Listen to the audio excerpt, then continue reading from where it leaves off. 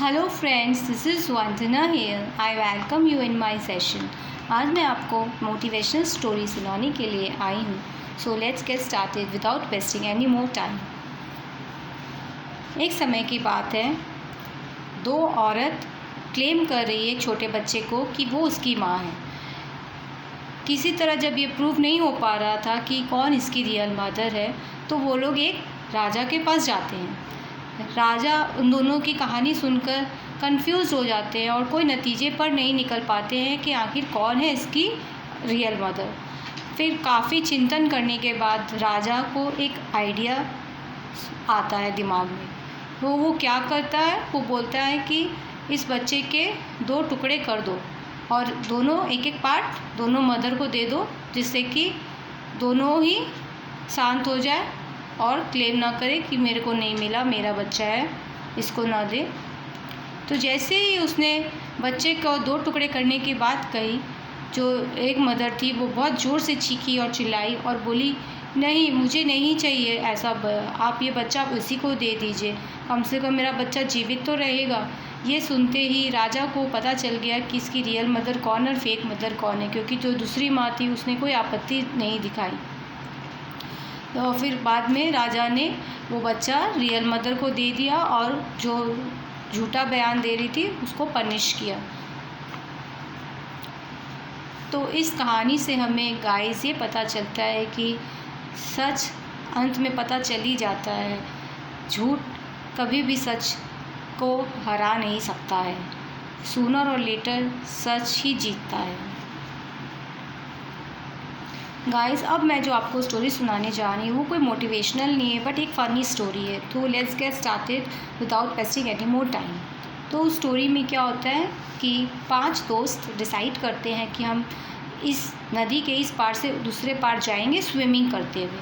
तो वो लोग स्विमिंग करते हैं। तो जैसे ही दूसरे घाट पहुँचते हैं तो फिर उनमें से एक जन बोलता है कि चलो हम लोग काउंट करते हैं कि हम लोग सब सुरक्षित है कि नहीं।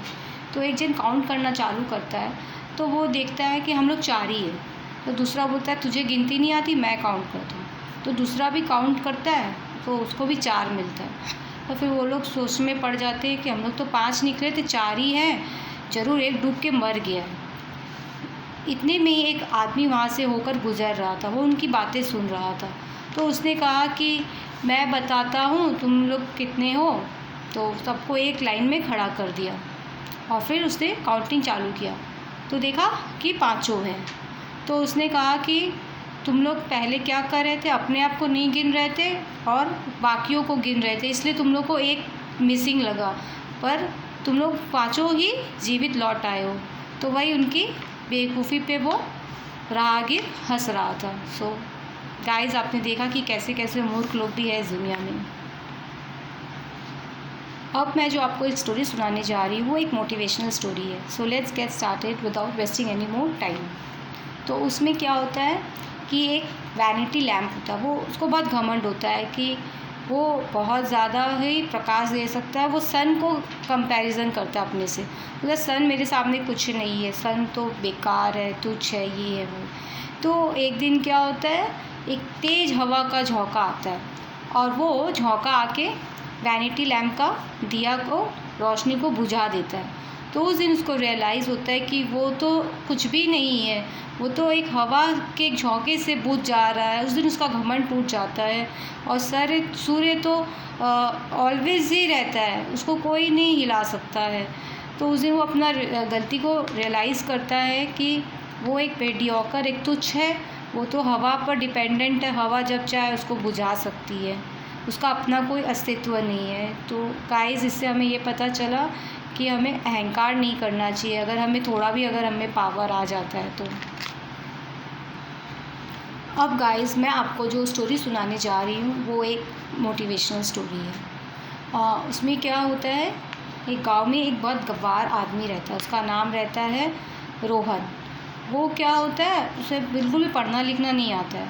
वो देखता है कुछ लोग चश्मा लगाकर पढ़ भी रहे हैं और लिख भी रहे हैं, तो उसके दिमाग में ना ये बैठ जाता है कि जो लोग चश्मा पहनते हैं वही लोग लिख सकते हैं और पढ़ सकते हैं। तो ये सोचकर वो एक चश्मे वाले की दुकान में जाता है और चश्मे वाले को बोलता है मुझे एक चश्मा चाहिए। तो वो उसको चश्मा बहुत तरह तरह के दिखाता है। फिर उसको बोलता है कि चूज़ करो, पहनो, पहनता है। फिर वो पढ़ने की कोशिश करता है, वो कुछ नहीं पढ़ पाता है। लिखने की कोशिश करता है, कुछ नहीं लिख पाता है। तो वो चश्मे वाले को बोलता है तुम्हारा चश्मा बेकार है, इसको देख के तो मैं ना पढ़ पा रहा हूँ ना मैं लिख पा रहा हूँ। तो कुछ देर चश्मा वाला सोच में पड़ गया कि फिर उसको समझ में आया कि फिर उसने उसको समझाया कि चश्मा सिर्फ हमें मदद करता है, हमारी रोशनी थोड़ी बढ़ा देता है, लेकिन चश्मा हमें पढ़ना और लिखना नहीं सिखाता है। इसके लिए हमें स्कूल में जाना पड़ता है, टीचर से शिक्षा ग्रहण करनी पड़ती है, तब जाकर हम लिख पढ़ सकते हैं। चश्मा हमें पढ़ना और लिखना नहीं सिखाता है। तो वो उस दिन उसकी गलतफहमी को दूर करता है। सो गाइज़, कैसी लगी आपको ये स्टोरी? अब बढ़ते हैं नेक्स्ट स्टोरी की तरफ। ये एक मोटिवेशनल स्टोरी है। आई होप आपको ये अच्छी लगेगी। सो let's get started without wasting any more time. एक बार की बात है, एक राजा राज्य करता था। उस दिन उसने अपनी वाइफ को बहुत ज़ोर से बोला, चिल्ला के, तुम निकल जाओ मेरे महल से, मैं तुम्हारे साथ नहीं रहना चाहता। तो रानी ने कहा, आखिर मेरी क्या गलती है, मैंने क्या किया है, मुझे माफ़ कर दीजिए। लेकिन राजा उसकी एक बात नहीं सुनता। फिर वो क्या करती है, बहुत मनाती है। वो बोलती है, मैंने तो सोचा मैं अपनी पूरी ज़िंदगी आपके साथ बिताऊंगी, पर मुझे अब ऐसा ही लगता है रहना पड़ेगा आपके बगैर ही। तो फिर उसके बाद रानी बोलती है कि अच्छा, कम से कम आज रात आप मेरे साथ डिनर कर सकते हो और मैं जाते वक्त अपनी कोई एक प्यारी चीज़ ले जा सकती हो जो मैं अपने साथ रख सकूँ। तो राजा बोलता है ठीक है। तो फिर रात में जब डिनर करता है तो रानी क्या करती है, जब खाना खा लेता है राजा, तो उसके पान में एक स्लीपिंग पिल डाल देती है। और राजा जैसे ही उस पान को च्यू करता है, खाता है, वो बेहोश हो जाता है।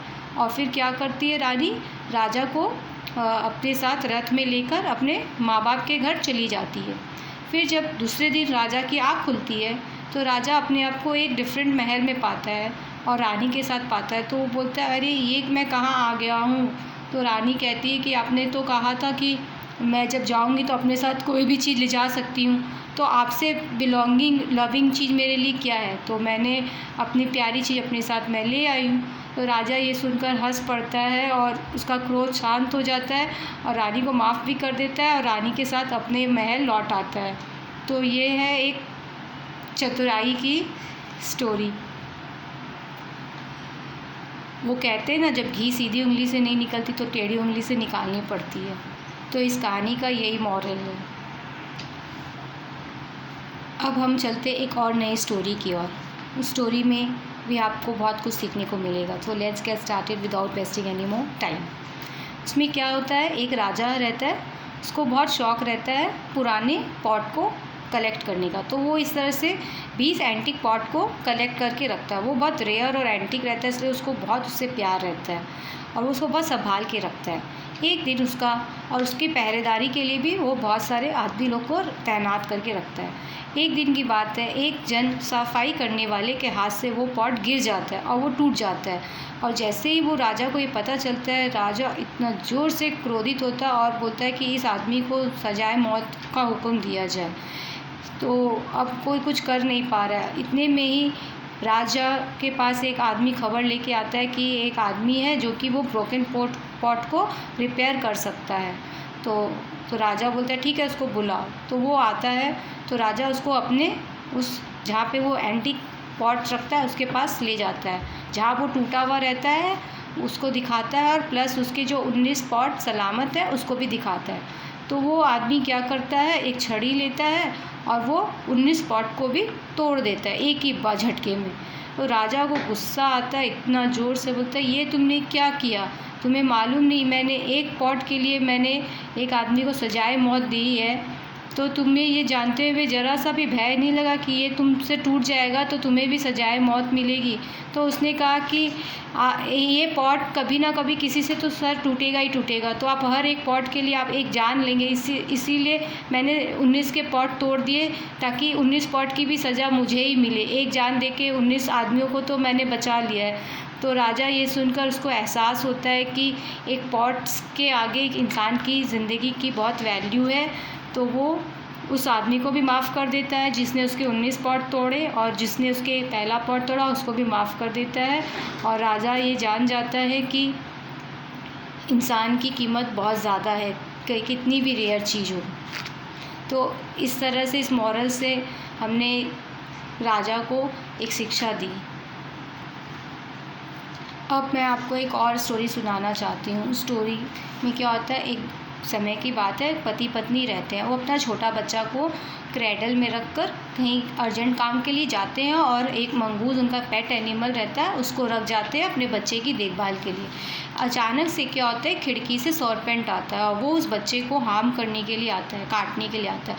वो मंगूज़ उस बच्चे से बहुत प्यार करता था, उसके साथ बहुत खेलता था। वो उसकी जान बचाने के लिए उस सरपेंट से लड़ भिड़ता है। दोनों में बहुत लड़ाई होती है, बहुत झगड़ा होता है, बहुत ही एक दूसरे को मारपीट करते हैं। अंत में मंगूज़ ने सरपेंट को मार देता है और फिर इतने देर बाद मालकिन उसकी आती है। तो मंगूज़ गेट पे चला जाता है मालकिन को ग्रीट करने के लिए। मालकिन घर में घुसती है और वो देखती है ब्लड के ड्रॉप्स देखती है। तो उसको लगता है कि है ना, मंगूज़ जो उसका पेट एनिमल था, उसके एब्सेंस में उसके बच्चे को मार दिया है।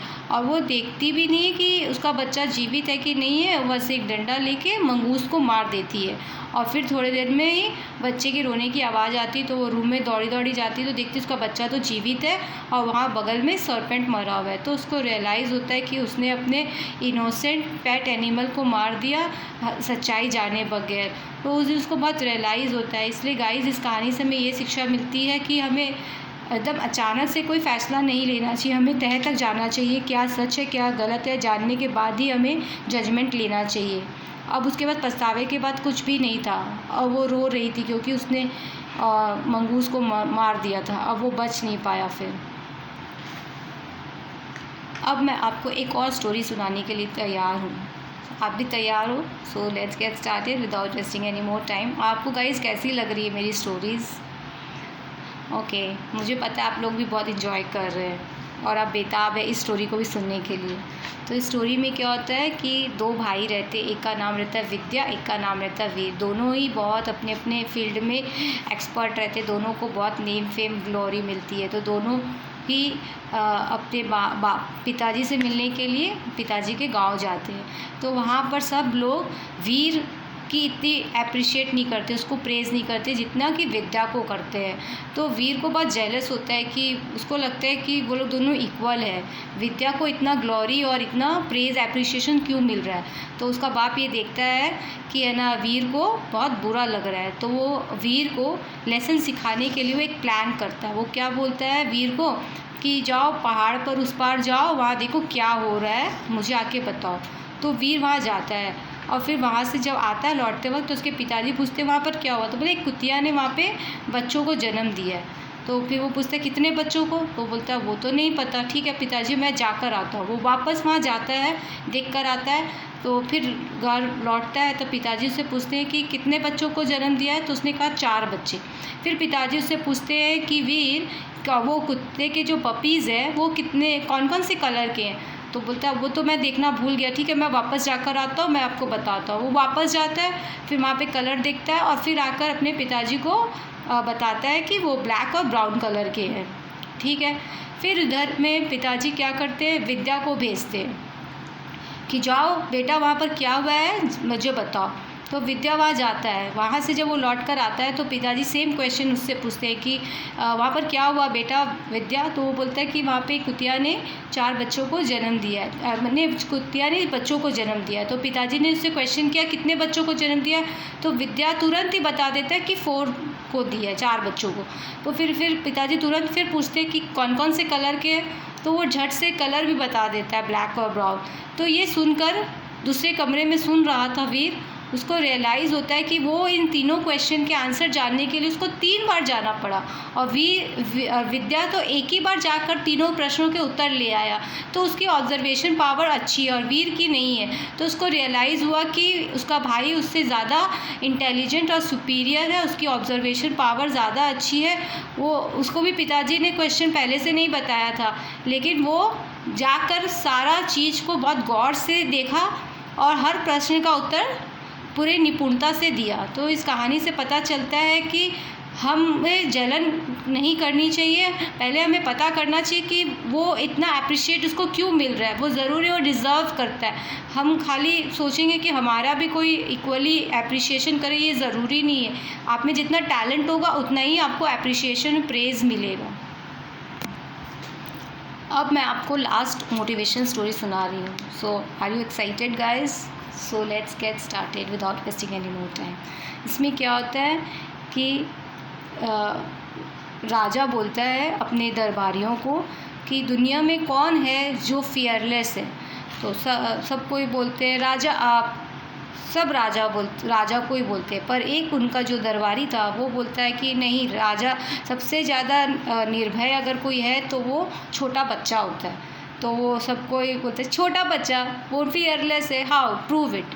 तो फिर वो एक छोटा बच्चा को लाता है और राजा की गोदी में दे देता है। और वो बच्चा क्या करता है, जैसे ही राजा की गोदी में आता है वो उसके मूंछ को पकड़ता है, गाल को खींचता है, बाल को छूता है, उनके कपड़ों को छूता है और जगह जगह उनके ऊपर कूदता है, उनकी गद्दी पे जाकर बैठ जाता है। तो और ये सब देखने पर राजा कुछ उनको बोलता भी नहीं उस बच्चा को, और ना ही बल्कि उसके साथ इंजॉय करता है और उसके साथ खेलता है। तो सब लोगों को इस प्रश्न का उत्तर मिल गया कि कौन फियरलेस है। उस बच्चा के अलावा किसकी हिम्मत थी कि जो राजा का बाल खींच सके, मूंछ खींच सके, गाल खींच सके, कपड़ा टान सके, गोदी में कूदे, उसके गद्दी पर बैठे। लेकिन वो बच्चा छोटा था, इसलिए उसके ऊपर राजा को ग्रोथ नहीं आता है। तो इस कहानी से यही पता चलता है कि फियरलेस होने के लिए पावरफुल होना ज़रूरी नहीं है। सो गाइस, आपको मेरी सारी कहानी कैसी लगी? अगर अच्छी लगी है तो इसको ज़रूर से शेयर करिएगा, और अगर आपने कुछ सीखा है तो ज़रूर कमेंट करके बताइएगा। इसे अपनी लाइफ में अपनाइएगा। Have a nice day, have a blissful day. Thank you, love you, take care, bye.